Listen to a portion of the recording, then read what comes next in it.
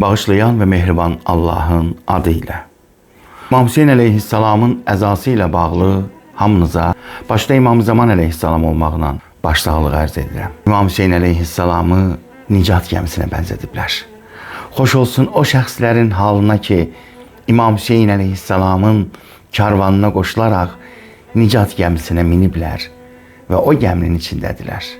Məhz belə şəxslər dünya və axirət xoşbəxtdirlər, səadətmənddirlər. Amma bu gəmidən düşənlər, o gəminin nicat olduğunu dərk eləyib, onun həqiqətini qəbul etməyənlər isə dünya və axirət zəlalətdədirlər.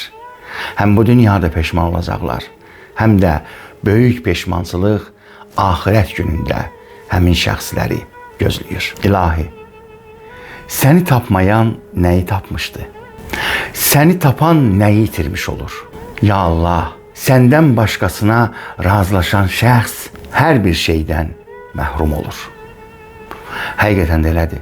Həyatımıza dərs aldıqda görürük ki, o kəslər ki, Allahın ipindən yapışıblar, Allah buyurduğu ilə durub otururlar, onlar həqiqətən də böyük bir qələbə əldə ediblər.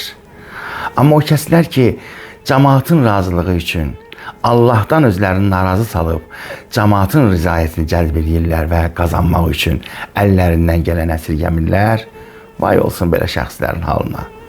İmam Hüseyin Aleyhisselam dedikdə ilk zehnimizə gələn meyardır. Haqla batilin meyarı.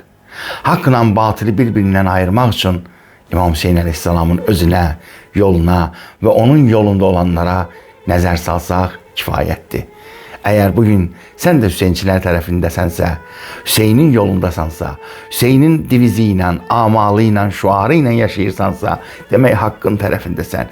Yox, əgər haqqı görə-görə, haqqı qəbul etmək istəmirsənsə, sən zəlalətdəsən. Tövbə ilə, tayin ki, Hüseynin karvanına bəlkə qoşulanlardan olmuş olasan. Bəlkə onda sən də nicat taparsan. Yoxsa ki, nicat tapmaq qeyri-mümkündür. Digər bir hədisində isə Həzrət İmam Hüseyin Aleyhisselam belə buyurur: Allah rızasına xatir olmayıb, Allahı qəzəbləndirməklə cəmaatı razı salanlar nicat tapmaz. Əzizlərim, hamınızı bu hədis barəsində dərindən düşünməyə dəvət edirəm. Daha görə ki, bugün biz Allahın tərəfindəyik, yoxsa şeytana pərəstiş eləyənlər, ona qulluq edənlərin sırasındayıq. Allah bizi o sırada olanlardan qərar verməsin inşallah. Vəssalamu aleykum və rəhmətullah.